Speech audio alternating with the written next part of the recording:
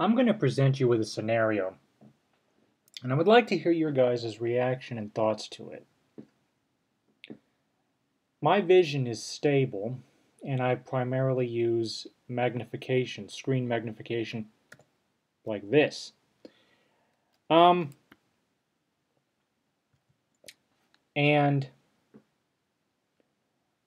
I can get by with the built-in magnification. But if you compare that to something like Zoom Text, and I can tell you this from experience, on both Mac and Windows, things just feel a lot more comfortable with something like Zoom Text or Magic because they're able to smooth the fonts. Even though on OS 10 the default magnifier looks jagged, because I need to have it up at about 600% or 6 times that of normal. You saw an example of that just a moment ago. See? This is what I zoom in order to see comfortably without having to lean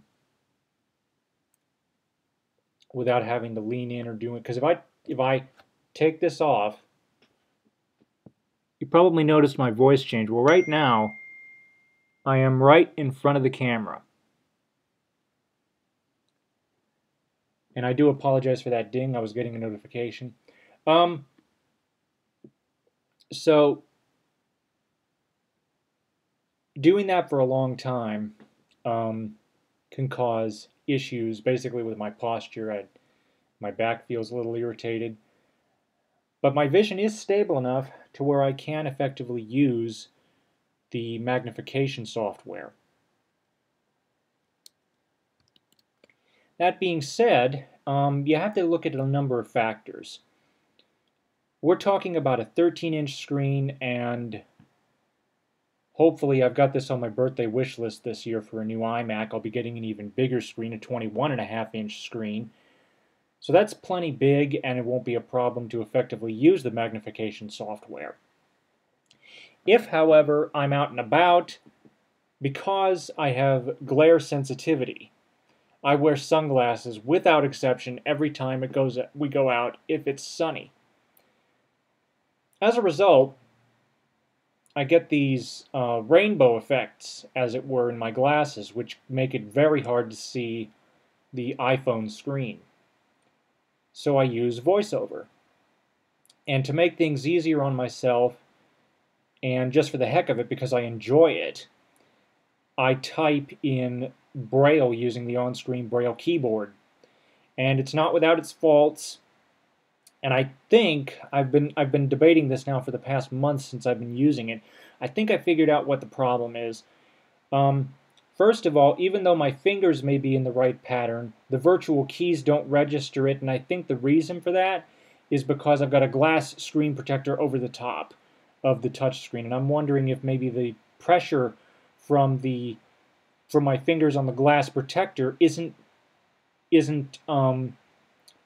making the iOS touchscreen think that I'm touching, an extra key when I shouldn't be. So that's one thing I've been considering. But no, on iOS I do use VoiceOver. There is a zoom option on iOS, but we have to again take a look at screen size. 21.5 inches versus 5.5 inches. Even on the 5.5 inch, the magnification just isn't very usable. In fact, or at least it's usable, but I wouldn't call it practical. In my personal experience, if you want to use magnification on iOS and be efficient, I would say don't do it with anything less than the iPad 9.7-inch iPad Air or iPad Air 2. We talked a moment ago about how I'm glare sensitive. Outside I wear sunglasses.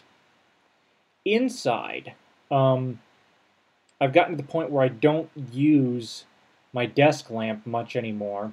Instead, I've got lighting from my bedside table lamp, and I just keep the brightness down. In fact, I'll show you here. Right now, that's what my brightness level is at.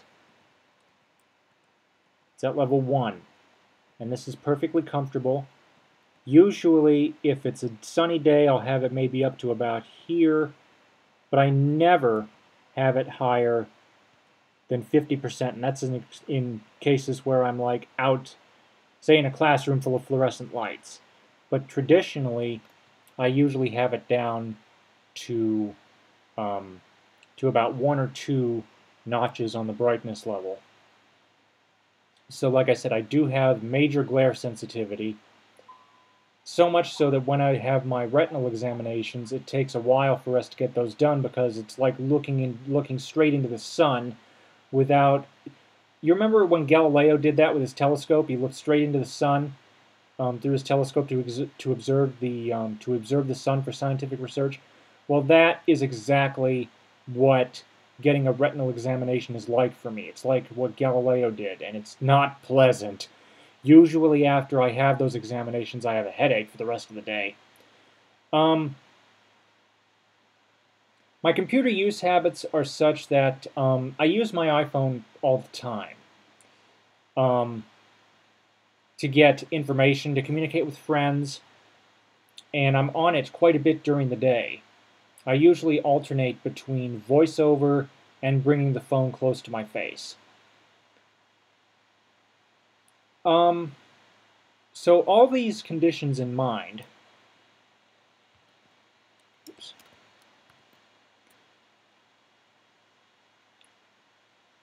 the question is whether or not I should continue my Braille. I've learned Braille ever since I was 6. I've known it for a good long time. I got a major refresh in high school to the point where I can effectively type in grade 2 without much of a problem. There are some contractions that I get mixed up, particularly like a 456, 5.6, and .6. Those contractions I end up getting confused with, but I do have a pocket handbook application, as it were, basically a Braille reference guide where I can look up a contraction I don't use very often. Other than that, I'm actually very proficient. The only problem is, again, with that virtual keyboard, like I mentioned earlier, there it is, because of those what I call phantom dots, I end up typing what I think is correct, and because of the extra pressure points I think that are coming in from the screen protector, I end up with gibberish. So sometimes typing the proper word doesn't, it takes longer than it would if I were to use a hardware keyboard. Now, here's the thing. Again, I primarily use large print and screen magnification. I do not use Braille on a daily basis. And I was brought up with the mentality of, especially if it's anything over $100. If it's under $100, then that's fine. But if it's over $100, then it's something that, with the exception of Christmas and birthdays, needs to be weighed as to the benefit of the device. This device on the left is called the Smart Beetle. It's a brand new display. It won't be out until May.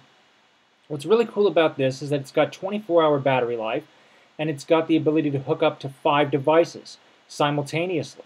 So I could have it set to hook up to my iPhone, my iPad, my Mac, a family laptop, and not have to repair the device and just do a whole bunch of great things in that regard as being using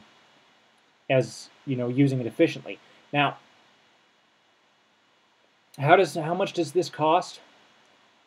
Well, pricing has not been announced, but I looked at a preview on Blind Bargains and somebody managed to cough the price out of them at $12.95, $1,295. Okay, that is not an insignificant amount of money. And again, we have to go back to the mentality that I was brought up on about how if we don't have an absolute need for it, we don't get it. And that has also been taken into account when I look at what I want the state to get me. If I can't justify this, and to me, justifying means using it every single day, especially for something this expensive. If it's under $100, then that's fine. But if it's something as expensive as a full-on computer, $12.95 you can get a full iMac for. You can get actually a pretty decently spec'd iMac for the casual user for what it costs to buy what is essentially a Braille, a Bluetooth keyboard with a special display on it. Okay? And there are reasons for this, which I won't get into here, but suffice it to say, it's not cheap. And I guess the way I feel is for $12.95, I'd have to have a pretty darn good reason for getting it. Now, here's why I'm making this video. You've been given the scenario. I would like to know if there's anybody out there that uses magnification on a daily basis like I do, and yet at the same time supplements it with a Braille display. My vision is stable enough to where I can easily read magnified images pretty crisp, as long as they're crisp and easy to see. And I fall back on optical character recognition. And so I don't know. I really don't know. Again, since I've given you the scenario, I'd like to know, for those of you who are magnifier users, do you fall back on Braille? Let's take into account what I said earlier. Even though my vision is stable, I do have glare sensitivity, and my peripheral vision isn't all that great. I mean, I have some peripheral vision, but not an awful lot. So I'd like to hear your input. Thank you for watching. Comments are welcome, and have a nice day.